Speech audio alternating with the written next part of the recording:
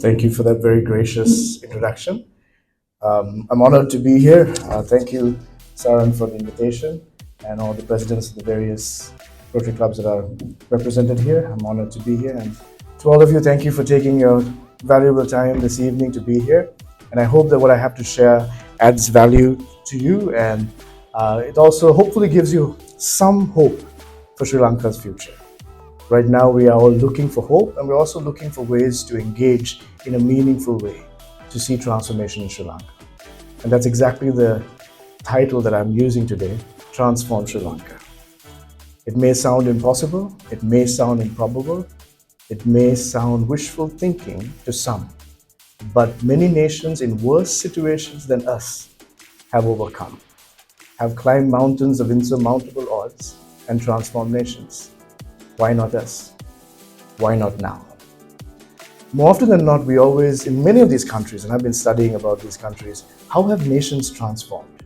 How have nations that seemed done and dusted, plagued by poverty and corruption, cycles of violence, prejudice and hate, these countries were more often than not done and dusted by most experts, but still, some people in these nations from the grassroots started building an idea of hope, a vision for transformation, galvanized the masses, and they brought about transformation.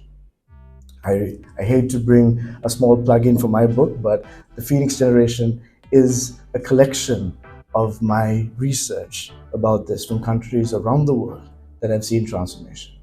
In fact, I highlight the big five movements of transformation that happened just in the last 200 years.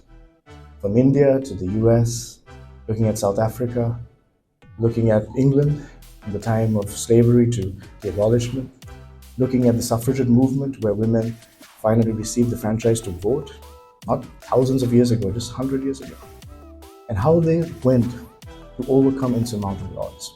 And I hope you get a chance to read it and see that it is possible, it's viable, this is not wishful thinking. It requires a generation to stand up and say, we refuse to submit to the current reality. We refuse to surrender to what we have been seeing time and time again. Change can happen and will happen when the right people decide to stand together as one, have a compelling vision, and start mobilizing till that becomes a reality. And I'm so honored that all of you here, all of us here, are here because we have decided we want to continue to serve. Rotary has a proud history across the world, and I have the privilege of speaking at Rotary events in Sri Lanka and abroad. A proud history of service, a proud history of living beyond the parameters of selfish ambition, living for others, living to think of how you can be of service. And in addition to that, if you're a Sri Lankan professional, rather young, if I may say, if you're still here, you're someone that I salute and I say, we're honored, we're fighting together. Because we've had one of the largest exoduses in Sri Lanka's history. Just last year, 1 million left our shores. 1 million. The banking sector alone lost 10,000. The IT sector says they lost about 4,000. Young professionals and even middle-aged professionals were finding hope elsewhere because they didn't see a pathway. For many of you here in the room, or maybe all of you in the room, you had the opportunity to leave. You had people tell you why not. But when you decided to stay, there was something about you. Maybe it's an obligation to family, you want to care for your parents, but it's also saying that Sri Lanka deserves better and we can fight, we will fight. We will bring about transformation. And I feel that we have to gather together, those of us who are here, not just to hear and die wondering, but to see about transformation. So one of the mottos that I use at my home and with my staff and my team, they always says, transform Sri Lanka or die trying. I am not going to die wandering. A lot of my friends say, well, what are we fighting for? We can just go abroad, we can live a good life, we can get paid in dollars, we can have that life. But for those of us who've been privileged with opportunity, education, and certain skills, with that great power, there's also a responsibility to use our privilege to be a blessing to others. In the last 15 years, I've served in all 25 districts through Sri Lanka Unites. I've traveled the whole island at least 7, maybe 8 times now. I've spent months in Mullaitivu, in Kilinochchi, in Monaragala, Hambantota, and you see some of the poorest people in this country Who would fight for their rights, for their future? When the privileged and the educated and the capable pack up and leave, how will we ensure that all Sri Lankans who deserve better, have that reality? If a generation ago, Singaporeans who looked at the poverty of Singapore said, hey, we're privileged, just pack up and leave, let these guys fend for themselves, we wouldn't be talking about Singapore. There was a generation that sacrificed temporary gain for a legacy of a nation. The same is true of Malaysia, just a generation ago. The same is true of many countries that have turned the corner. There was a generation that lived beyond the parameters of selfish ambition and started thinking of how can I create a legacy for my children, my children's children. I don't want to be a stranger and a foreigner somewhere for the rest of my life. I don't want to expose my children to potential cycles of xenophobia, of racism and prejudice. I want them to grow in this nation and to transform it and to be proud of it. So we're Sri Lanka. We built something. We inherited a lot of challenges. But as a generation, when we hand over to our children, we've done something significant. And I believe in those countries, they strived because they knew it was possible. I realized when people left Sri Lanka during the violent era and during the civil war, there were obvious reasons. It was a case of survival. We couldn't live here. But right now, the generation has a choice of saying, is this the generation that will stand and transform? And in order for the transformation to happen, as somebody who's worked in the grassroots for many years and continue to do so, grassroots movements are important. But across the world, when you examine grassroots movements that are trying to bring about change, civil society groups that are trying to bring about change, eventually, if you don't have public policy and political leadership also bringing about that change and meeting in the center to create transformative, sustainable change, then you're not going to see the outcome that you're looking for. So you look at our political arena and we're wondering, is there any hope there? In fact, in my parents' generation, I believe some of the best and brightest, most educated and capable people said politics is dirty, we don't want to get involved. And they did their own thing in their own careers and they thrived. Some of them left the country and thrived wherever they went. But guess what happens when you take a generation and take some of the most best and brightest and capable who say politics is dirty, the public sector is not where I want to be, and they go and stay away from it. That vacuum is filled by the worst of a generation. It doesn't take rocket science to realize that if you create a vacuum in places of influence and important leadership, that vacuum will be filled even by scoundrels and those who are passionate to be nepotistic, to be corrupt, to be vengeful, to be violent, to be racist, whatever it takes to stay in power. And that's exactly what happened to Sri Lanka. I refuse to believe that that's the best we have. I am almost confident when I say this is the worst among a generation. Sri Lanka is better. We deserve better. So can our generation stop making excuses, not just staying in Sri Lanka? But if we're going to stay here, then we need to transform it and we need to go to where the problem is. Yes, making changes in the private sector. Yes, making movements in the grassroots to ensure the masses and the mindsets of the masses are refined and that they start seeing what really matters and not be swayed by racist emotions or just temporary needs. But at the same time, policymakers who put country before self, who look for results before narratives that just appease people in the short term. And so, about 5 years ago, a few of us rather young professionals, we said, we need a political alternative in Sri Lanka. We can't continue in this way. If you take a company, just imagine a board of directors who have failed for 5 or 7 decades, consistently bankrupt, consistently borrowing and doing unlawful ways of oppressing others to make the company just survive, barely survive. The balance sheet is in the red and continues to be in the red, and they continue to kick the can down the road and just try to survive and just ensure that their board positions are secure. And they continue to hoodwink the shareholders or try to find ways to pit the shareholders one against other to hide their incompetencies and hide the fact that they haven't fulfilled their promises, just to stay in their positions of power. That's exactly been our board of directors when it comes to politicians in Sri Lanka.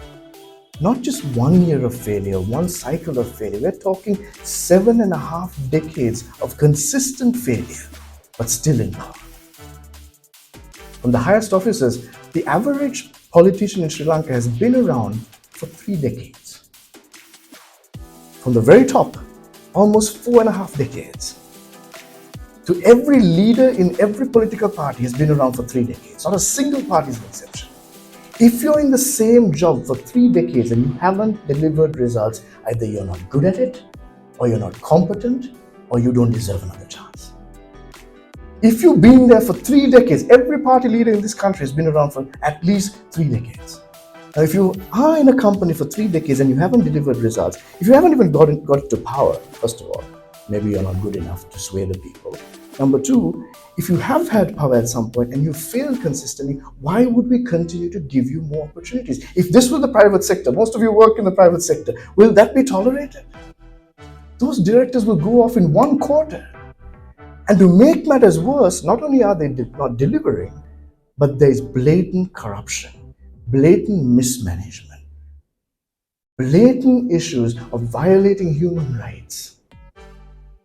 And we continue to be okay with that. Why?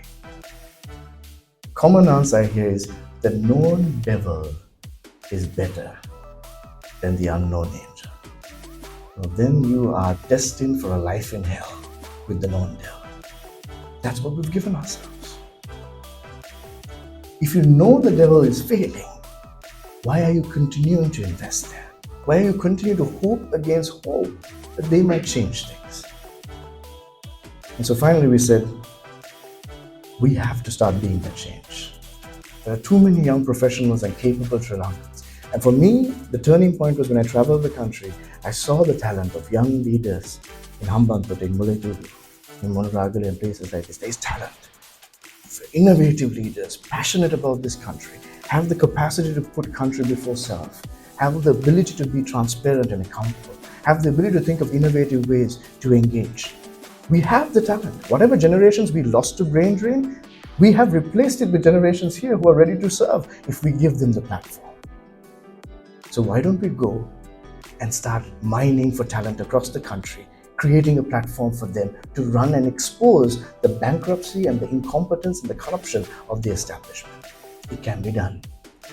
Once I was on a flight and somebody asked me, "Son, what do you do for a living?" I said, "I'm in the mining industry." I said, "What do you mine for? Are you mining for blue sapphires or something?" I said, "Oh, something more valuable than that. I mine for young talent that will transform this country." And then we started saying, let's create our own political academy. Let's train the next generation of leaders to be competent, number one. Number two, for them to be people of character, integrity, transparent. Number three, for them to have compassion for the people they serve, to realize how much people are suffering and how important it is to serve with distinction and with results.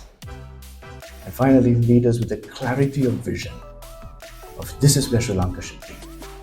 So we started calling ourselves the Centenary Movement, looking at Sri Lanka when we are in our mid-60s, in 2048, at 100 years. But in order to go there, what do we need to see in 5 years, in 10 years? How do we bring results now? We started this journey 5 years ago, and we call for applicants, future public sector leaders and future politicians. Could you imagine that over 1,000 applicants from across the 25 districts applied? 52% were women. There were a few over 40, but predominantly below 40. And I said, we want to serve, we want to learn, we want to be transparent, we want to give us a shot. So we created Sri Lanka's first comprehensive political academy. 700 hours of content on the theory and practice of political leadership. Looking from economic reform to education reform, to character, to transparency, to political skills to actually get elected in this quagmire of Sri Lankan politics, but still holding on to your dignity and your soul. So we started every year on the 4th of February on Independence Day. We graduate a batch, about 75 future politicians. So far we've graduated over 150, I believe, and they represent about 110 seats across this country. There are 196 seats in Sri Lanka. And we want to have candidates from every seat. And just 6 months ago, we officially launched the political party. It's called the United Centenary Front. And we said, We want to be the first party in Sri Lanka that will contest from every seat in Sri Lanka, because we have Sinhalese and Tamils and Muslims and Malays and Burghs. We can compete in every seat across the country. We're the first party that has 50% female representation. Other parties don't even have 5%. We're the first party that has at least 30% representation of those under 35. Other parties don't even have 7% under the age of 35. We're the first party that makes it mandatory that every candidate declares their assets publicly. Do you know how many parliamentarians have declared their assets publicly in Sri Lanka? Anyone want to venture a guess? 225 parliamentarians, only 10 have declared their assets publicly. Only 10. And they say, no, we don't need to make it public. We do declare it to the Speaker and the Election Commission. And if they don't, they get a fine in this great democracy. Anybody want to guess how much the fine is? 5,000 rupees.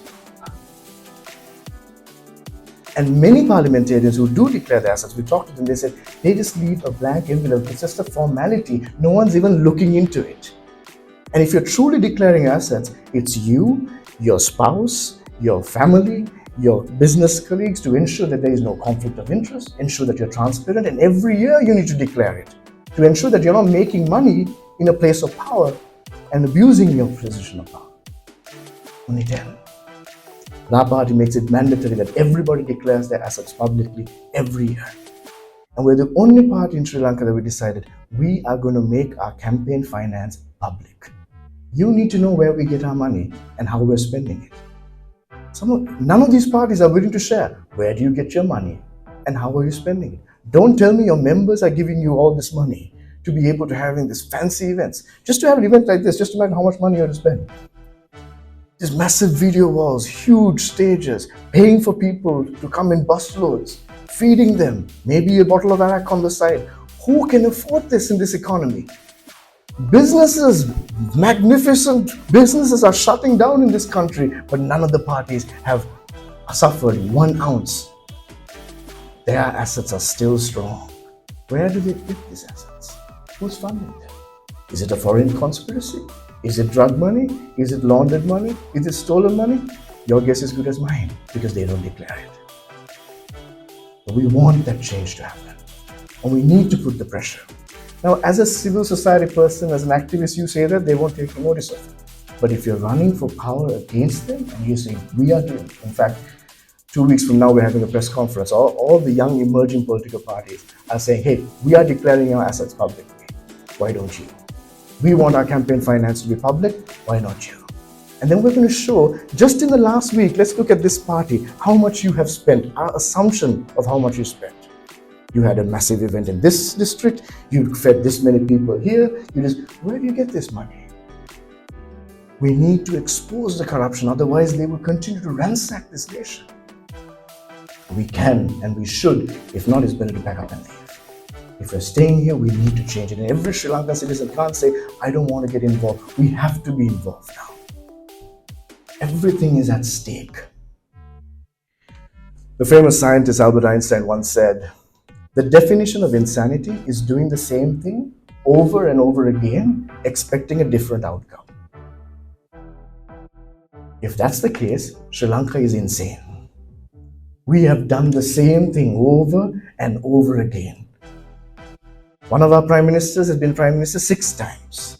Another has been 4 times. Every president decides that retirement village is the parliament because they fit in there. There are plenty of people who are retired. In fact, at one point when they had the vote in parliament to elect the president, there were at least 15 who needed help to walk to the center, the basin of parliament, to cast their vote.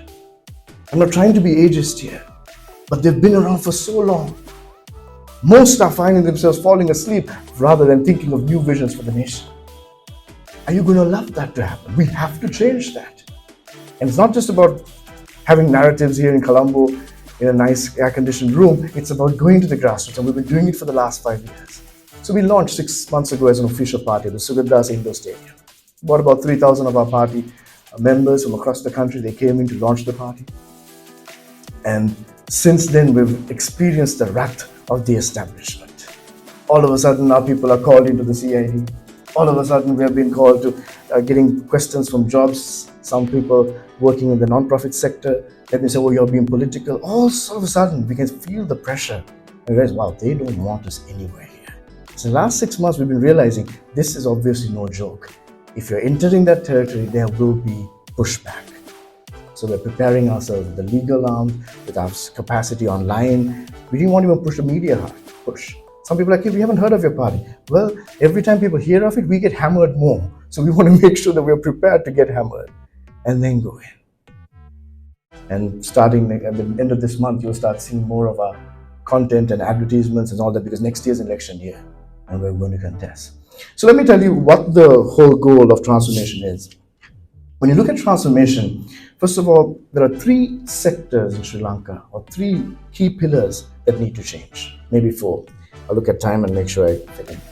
Number 1 is, I believe Sri Lanka needs an inclusive identity. Many nations around the world, the secret to the success was they first figured out who they are. And they created an identity that every person, regardless of ethnicity, religion, or socioeconomic background, or whatever, they were able to rally around it. Sri Lanka never created that. And as a result, we've had cycles of violence almost every 15 years.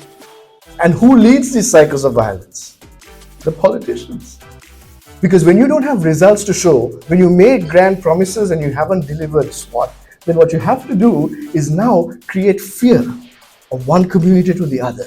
Create various monsters so that people will be afraid of that and they would see you as their savior. None of them have delivered. And so that has hurt our capacity to create an inclusive Sri Lankan identity. In Sri Lanka, when we interviewed people across this country, around 80% of those who are ethnic and religious numerical minorities said that they feel like second-class citizens. In fact, 62% of those from the ethnic religious majority said they feel like second-class citizens because of their socioeconomic background. So in a nation that doesn't have an identity that helps everybody thrive, you're destined to failure. Singapore started with this reality. They created a Singapore for all. Your religion, your ethnicity didn't matter. It was the character, your capacity, your competence. That gave you identity. That gave you relevance.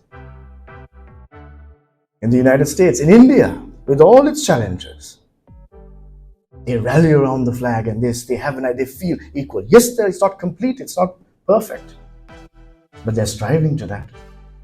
And that begins to usher in a new era. This generation of politicians that we have seen for the last 5 decades, they're never going to create an inclusive identity. Because that's dividing and ruling is their number one way forward. So what if we create that? We have to. Too many people have suffered. Some estimates say that 500,000 Sri Lankans have died in Sri Lanka in the last 75 years due to senseless violence. From insurrections to civil wars, to riots, to whatever it is. The highest number is 500,000, the lowest is 250,000 Sri Lankans have died. We cannot allow this to happen. We need to create that security and ensure that no one feels second-class citizen, and any injustices that have been done against anybody needs to have independent courts that will look into that and ensure that there is justice for all. Unless and until you create that environment, no one will feel secure and confident and strive for this nation. I'm amazed at those who still strive when they don't get that. But just imagine how many more will strive for this nation when you create that environment. It can be created. It should be created. And when I talk to young singular Buddhist majority, young men and women across this country, I'm starting to realize this is the generation that we have a chance.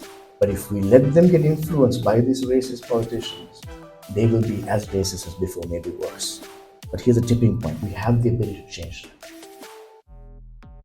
Over 44% of Sri Lanka's population is under the age of 35. We almost have a biological reset button. We are an aging population, but we still have a near 50% chance of changing worldviews, changing realities. But we need to get there soon. And there needs to be political leadership that they can connect to that talks about this new vision of an inclusive Sri Lanka. Along gender, in order to create an inclusive country, Sri Lankan women have been treated horribly.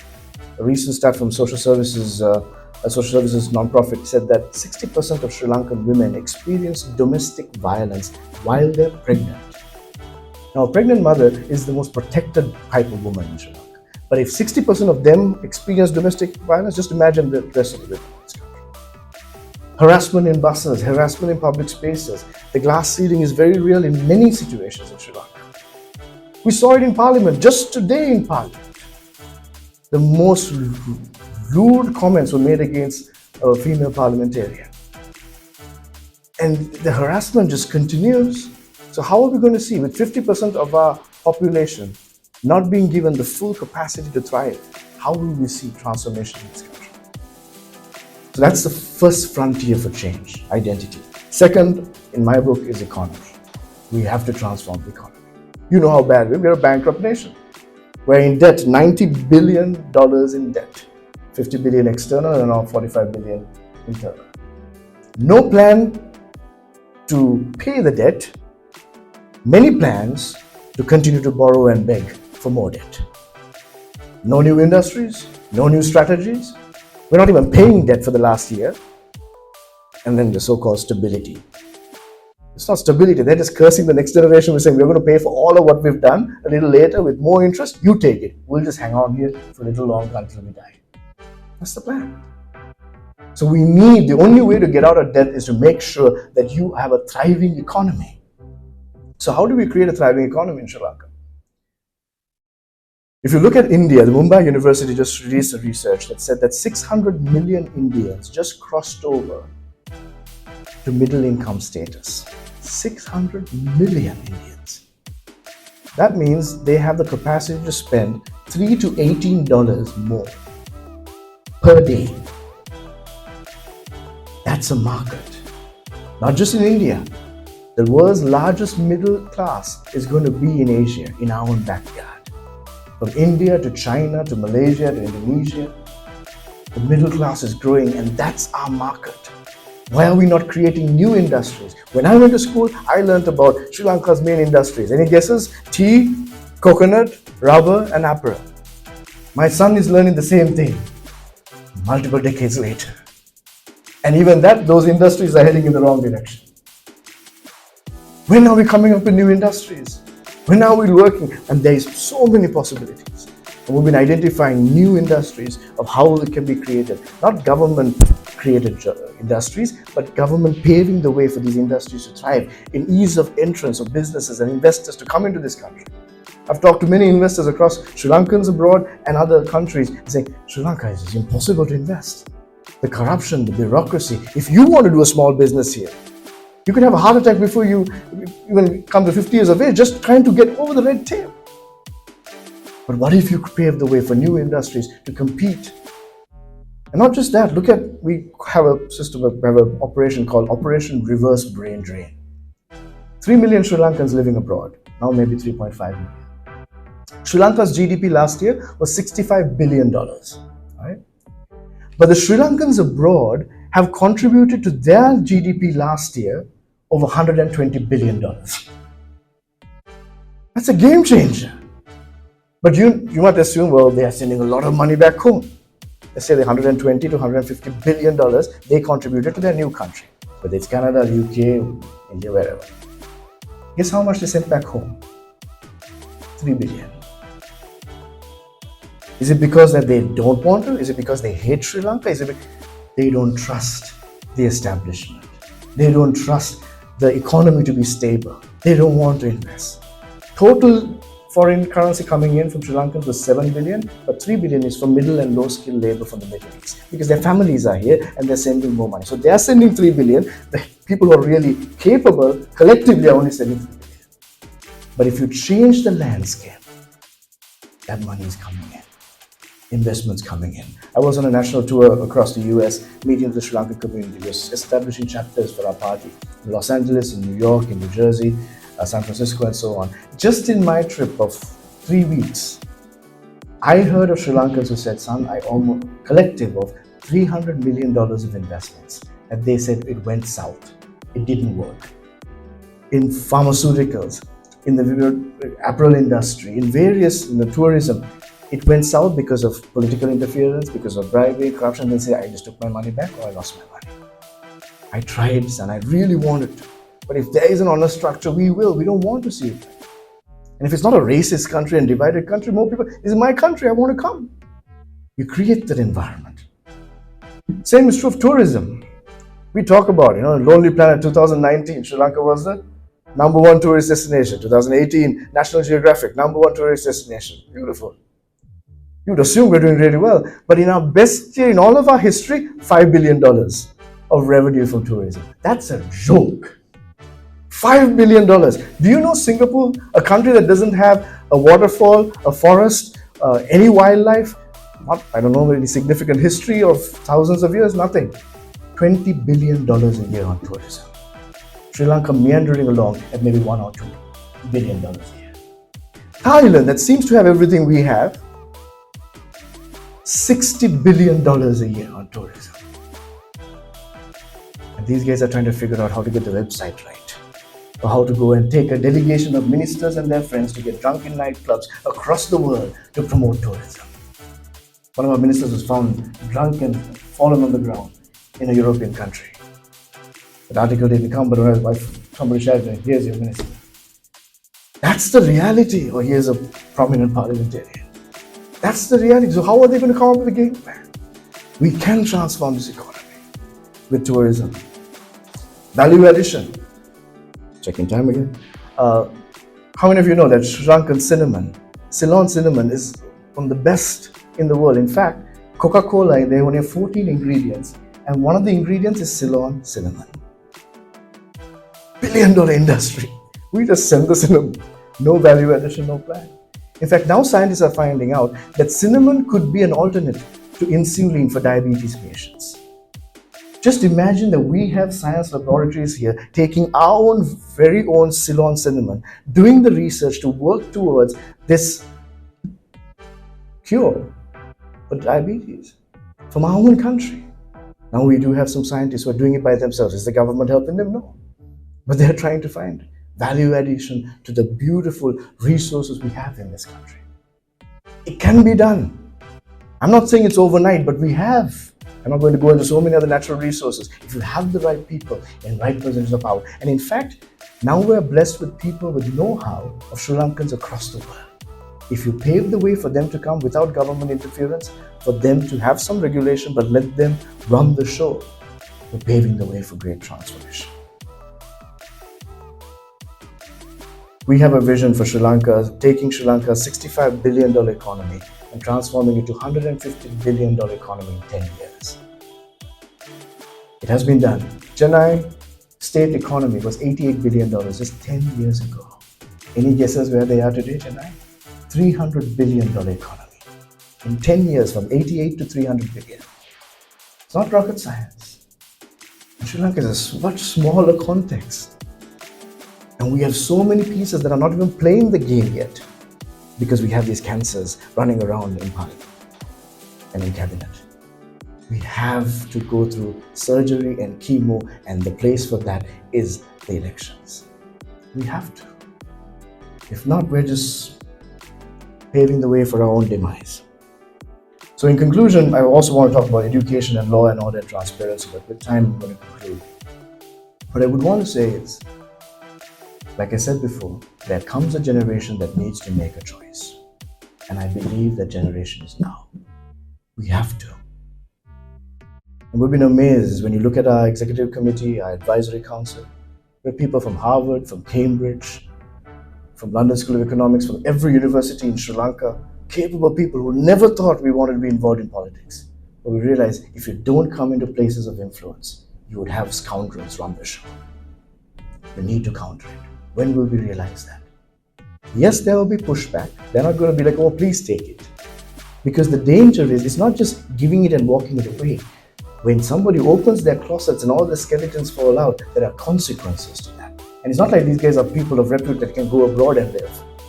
They'll be stuck here. So there is going to be pushback. But if you truly care for this country, we have to take the risk. And that's why we're taking it now. We can transform this country.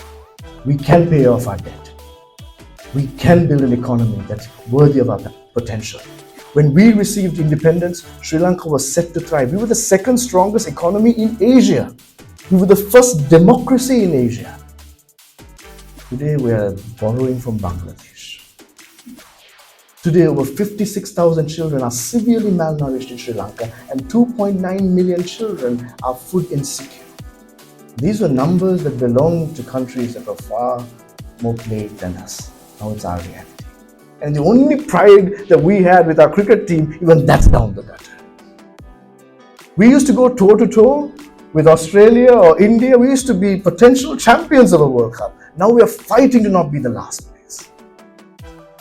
Not because of anything else. We will allow incompetent, corrupt individuals to run this nation as if they own it. And I say to you, this nation is yours. Your children deserve better. Your grandchildren deserve better. So let's fight. They'll come after us. They're not going to give it easily, but Sri Lanka deserves to be fought for. Not violently, but at the polls, with new policy, with a new culture. And that's why we say we want to pioneer a new political culture. Ambitious? Yes. Is Sri Lanka worth it? Definitely. Are we going to give up? Never. Can we see transformation? We will. So let's march to that end. Thank you for listening.